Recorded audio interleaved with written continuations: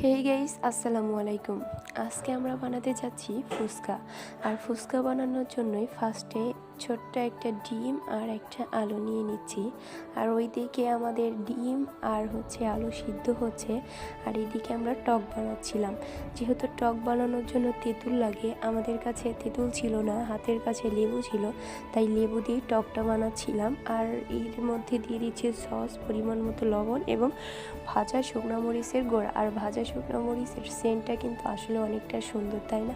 এদিকে আমাদের ডিম আর আলুটা সিদ্ধ হয়ে গেছে, এখন আমরা এইটাকে ভর্তা করব। আপনারা কিন্তু বাড়িতে যেই রকম পারবেন সেই রকম বাড়িতে একবার ফুচকা বানিয়ে খাবেন, দেখবেন অনেকটাই মজা। মানে লোকরা যেগুলো বানায় দেয় তার থেকে অনেকটা মজা হয়। আর যেহেতু ছোট্ট একটা ডিম পিস পিস করে দিলে হবে না, তাই আমরা আলুর সঙ্গে একদম মিশিয়ে ভর্তা করে নিচ্ছি। আর এই ভর্তাটাই কিন্তু অনেকটাই টেস্ট